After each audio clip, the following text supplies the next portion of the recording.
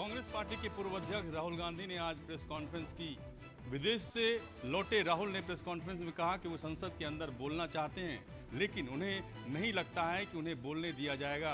आज लोकसभा अध्यक्ष से उनकी मुलाकात हुई और लोकसभा अध्यक्ष से मुलाकात में उन्होंने एक बार फिर से दोहराया कि वो संसद के अंदर बोलना चाहते हैं, उन्हें बोलने का मौका दिया जाए।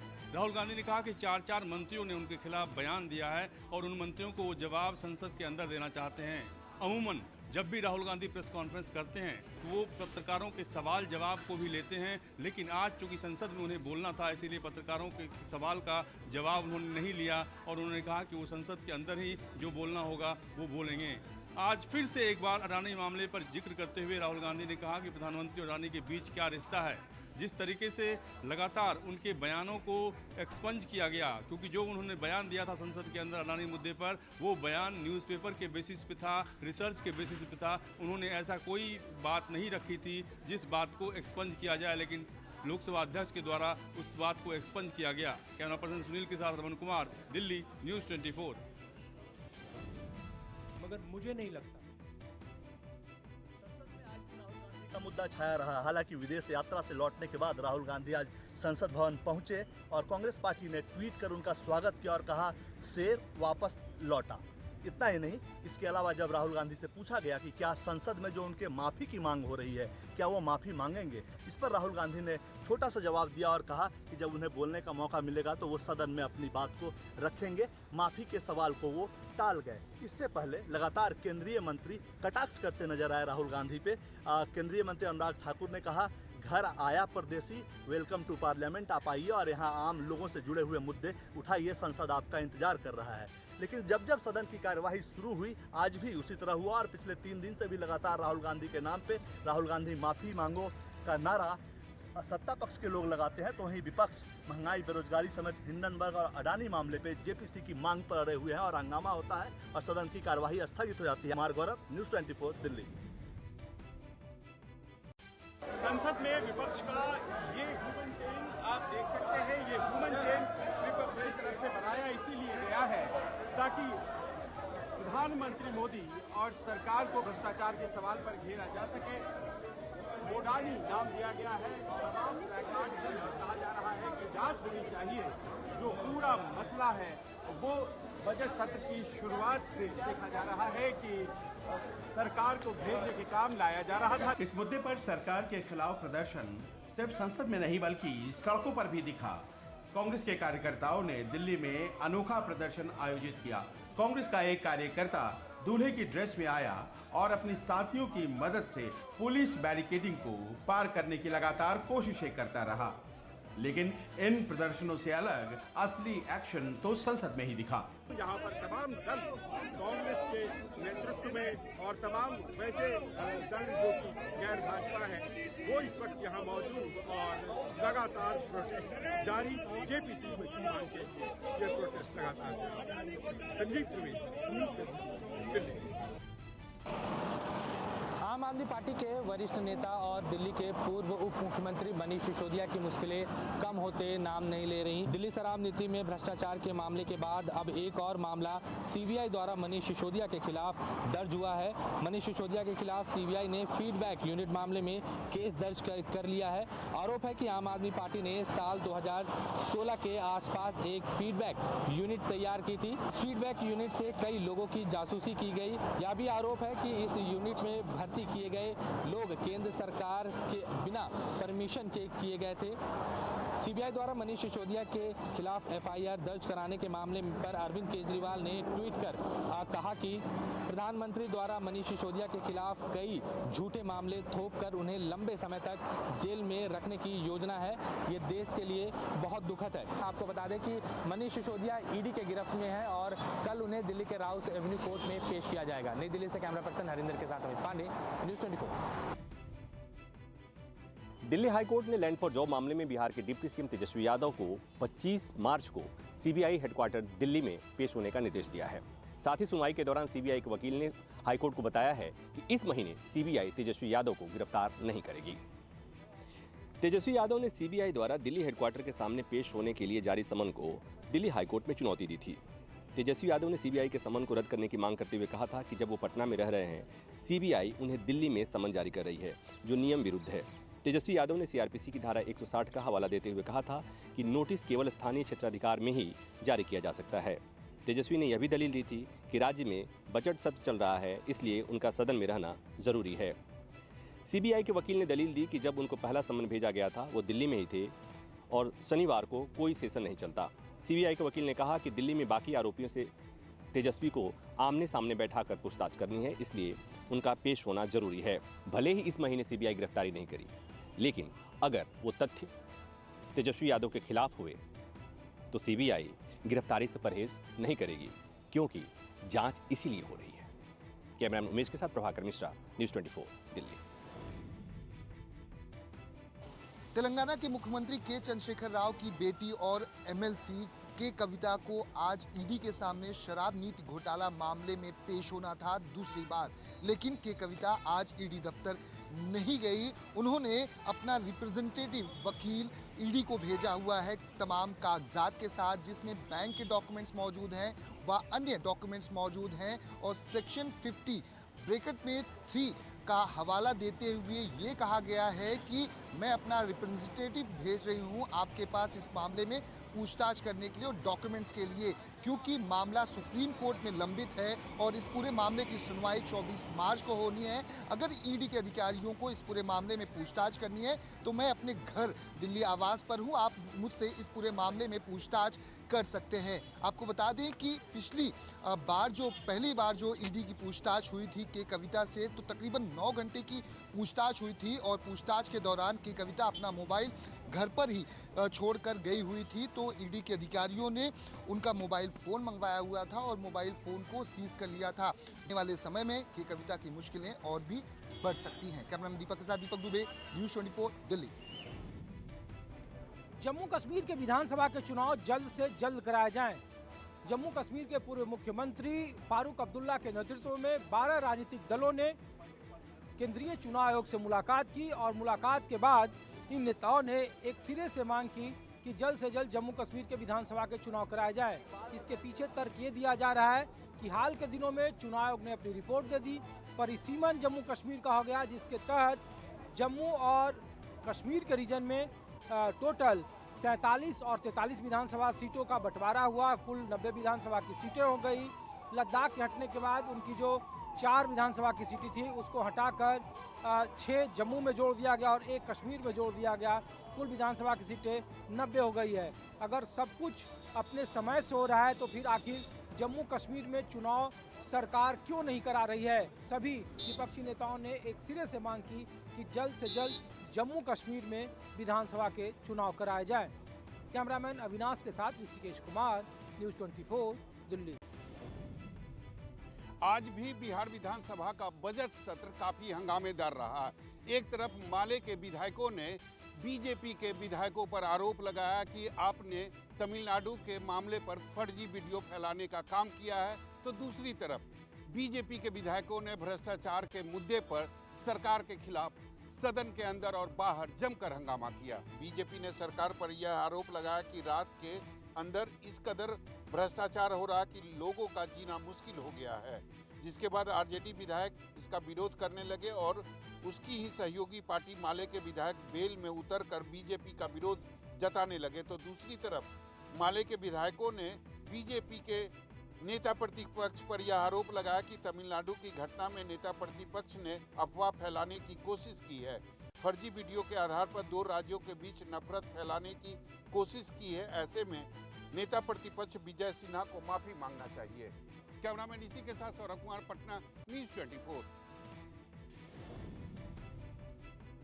पुंछ में शिवलिंग का जलाभिषेक करती नजर आई पीडीपी अध्यक्षा महबूबा मुफ्ती।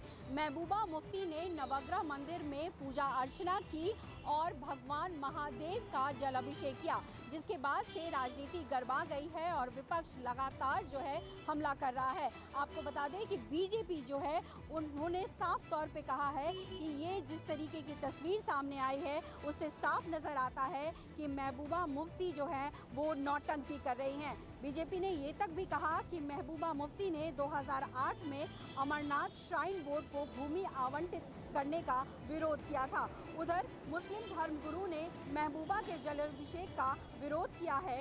देवबंद के उलेमा ने कहा है कि महबूबा ने जो किया वो सही नहीं था, इस्लाम के खिलाफ था। हालांकि इस तस्वीर के कई मायने भी निकल कर आ रहे हैं सामने।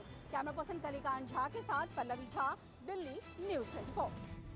उत्तर प्रदेश की योगी सरकार ने किसानों के लिए अपना खजाना खोल दिया है।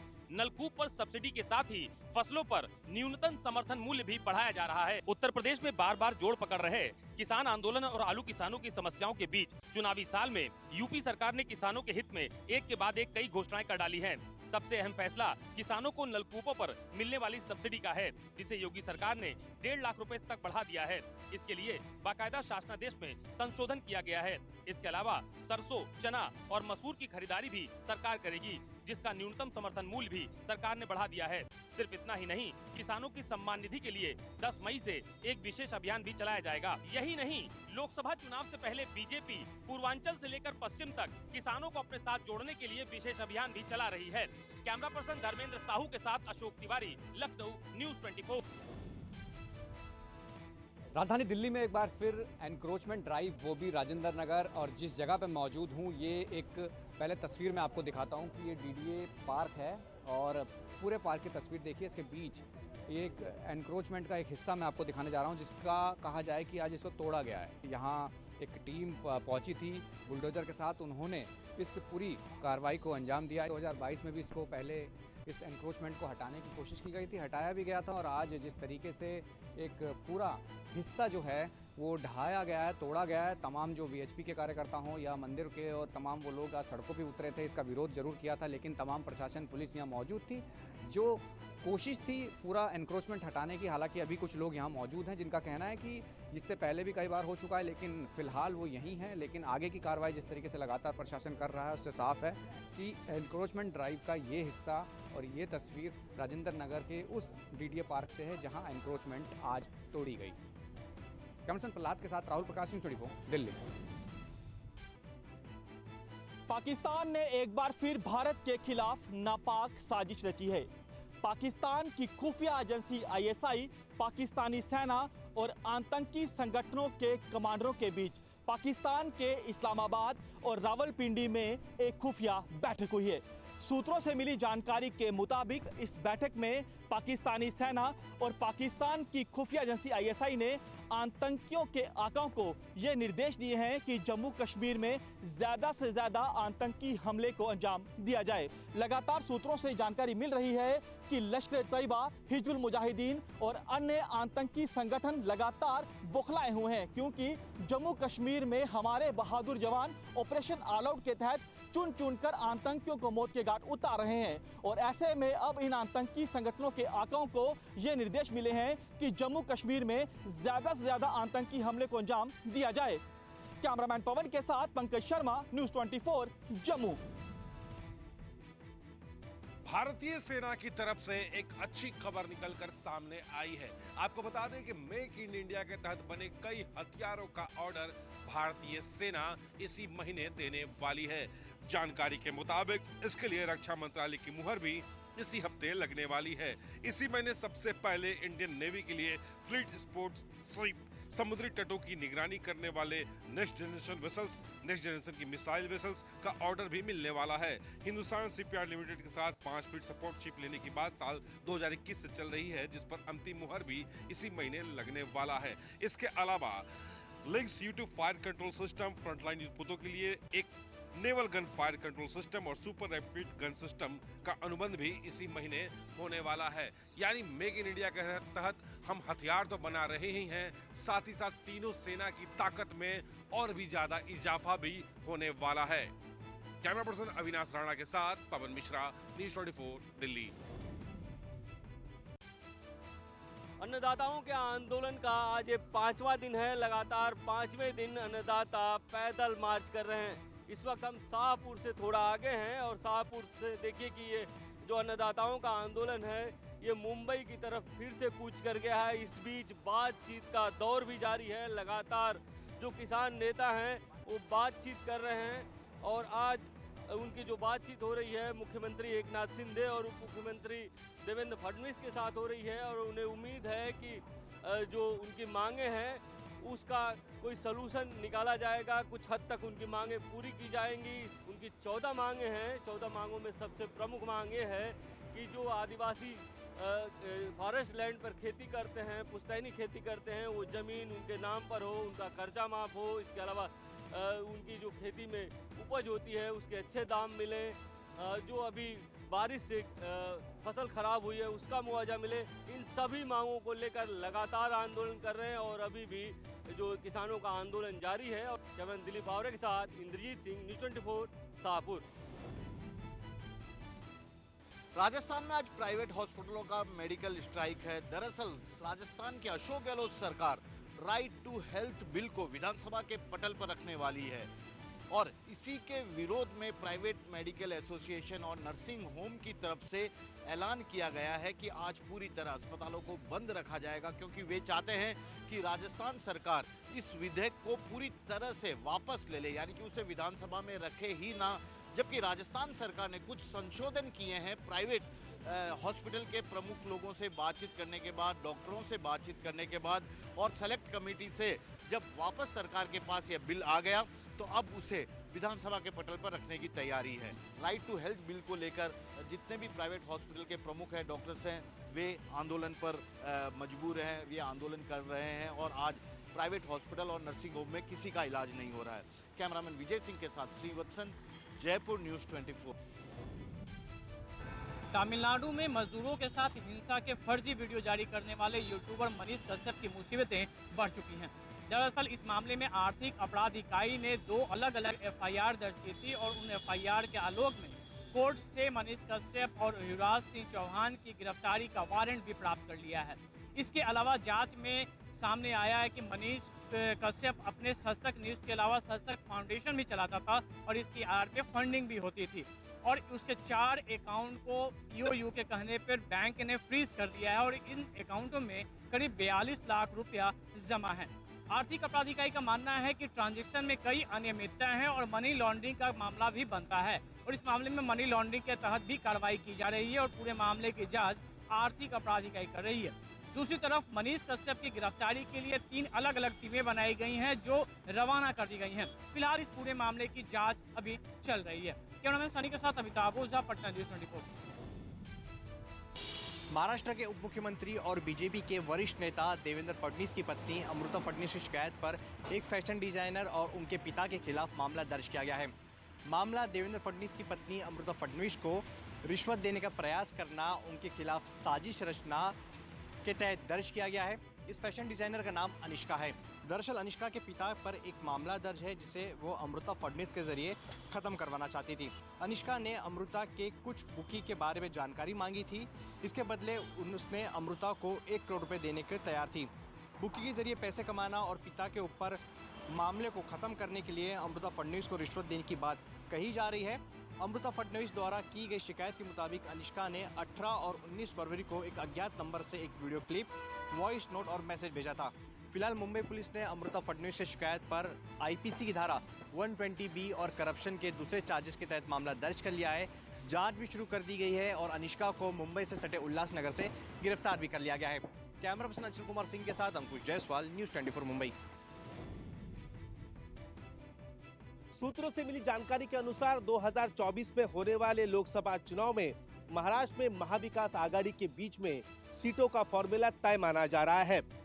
इस फॉर्मूले के अनुसार उद्धव बालासाहेब ठाकरे की शिवसेना 21 सीटों पर, कांग्रेस 13 सीटों पर, एनसीपी 14 सीटों पर अपने उम्मीदवार मैदान में उतारेगी। अगर मुंबई की बात करें तो मुंबई में लोकसभा की 6 सीटें हैं। इसमें से 4 सीटों पर उद्धव बालासाहेब ठाकरे, 1 सीट पर कांग्रेस, 1 सीट पर एनसीपी अपने उम्मीदवार मैदान में उतारने वाली है। हालांकि ये तीनों पार्टियों ने किसी भी छोटे दल को अपने पास नहीं बुलाया है और उनका ये कहना है कि अगर कोई छोटा दल उन्हें समर्थन करता है या फिर गठबंधन में आता है तो उसे 1 से 2 सीट यहाँ पर दी जा सकती है। मध्य प्रदेश के इंदौर के महू में एक आदिवासी युवती की मौत पर बवाल मच गया। दरअसल परिजनों का आरोप है कि जो युवती उसके साथ गैंगरेप हुआ था और उसके बाद उसकी हत्या कर दी गई। इसी के चलते थाने का घेराव करने और आरोपी की गिरफ्तारी को मांग के लेकर पहुंचे थे बड़ी संख्या में आदिवासी उनके परिजन।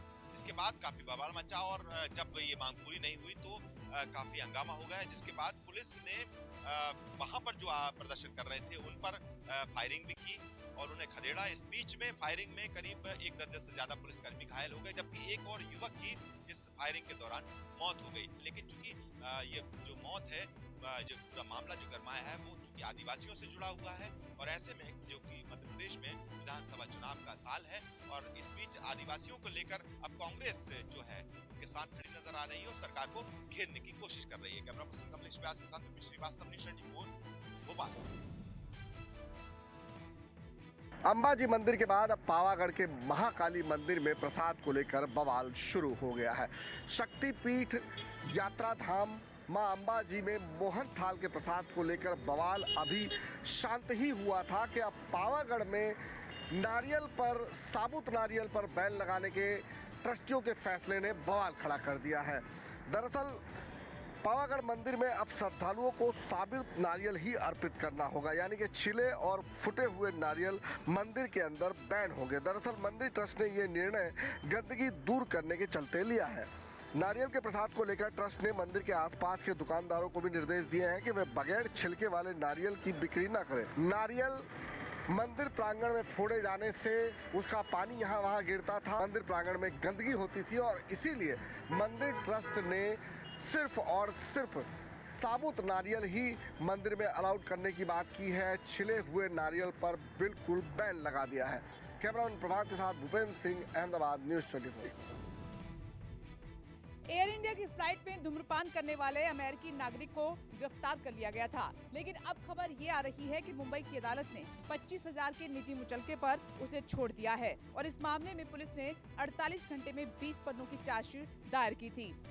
एयर इंडिया की लंदन मुंबई उड़ान में शौचालय में कथित रूप से धूम्रपान करने और अभद्र व्यवहार करने के मामले में आरोपी रमाकांत के खिलाफ भारतीय दंड संहिता की धारा 336 और विमान अधिनियम 1937 की धारा 22, 23 और 25 के तहत केस दर्ज कर उसे गिरफ्तार कर लिया गया था। मामला दरअसल इस तरह से है कि एयर इंडिया के क्रू मेंबर ने पुलिस को अपने बयान में ये बताया कि फ्लाइट में सिगरेट पीना मना था और जब अमेरिकी नागरिक रमाकांत को बाथरूम में जाने पर अलार्म उसके बजने लगा तो वहां पर क्रू मेंबर ने उसे रोकने की कोशिश की तो उसने उनके साथ मिसबिहेव किया और क्रू मेंबर पर चिल्लाने लगे। क्रू मेंबर ने उन्हें ले जाकर सीट पर भी बैठाया और वो फ्लाइट का दरवाजा उसी वक्त खोलने लगा। सभी यात्री डर गए थे, फिर हाथ पैर बांधकर इस अमेरिकी नागरिक को वहां बैठा दिया गया और अब पुलिस ने सैंपल लेके जांच करनी शुरू कर दी है कि क्या ये आरोपी रमाकांत जो कि अमेरिकी नागरिक है उस वक्त नशे में था या फिर इसकी मानसिक हालत ठीक नहीं थी। यूपी के कई जिलों में बदला मौसम, बारिश और धूल भरी आंधी के आसार, मौसम विभाग ने जारी किया अलर्ट। उत्तर प्रदेश के कई जिलों में आज सुबह से ही मौसम ने करवट ले ली है। आसमान में बादल छाए होने के साथ ही कुछ जिलों में हुई बूंदाबांदी, मौसम का मिजाज बदल गया है। राजधानी लखनऊ, बरेली, कानपुर, झांसी, आगरा, चित्रकूट समेत कई जिलों में पहले हल्की धूप और उसके बाद आसमान में छाए बादल। मौसम के बदलने से किसानों के माथे पर छाई चिंता की लकीर। आलू की खुदाई चल रही है, सरसों की फसल भी तैयार है। बरसात से इन फसलों पर पड़ेगा असर। गेहूं की फसल भी तैयार है। ऐसे में बारिश, आंधी और ओलावृष्टि होती है तो इन फसल की खेती करने वाले किसानों का भारी नुकसान होगा। दरअसल मौसम विभाग ने 16 और 17 मार्च को बारिश और आंधी को लेकर अलर्ट जारी किया है। ये अलर्ट करीब 16 जिलों के लिए जारी किया गया है। कैमरा पर्सन धर्मेंद्र साहू के साथ मनोज पांडे, लखनऊ न्यूज़ 24।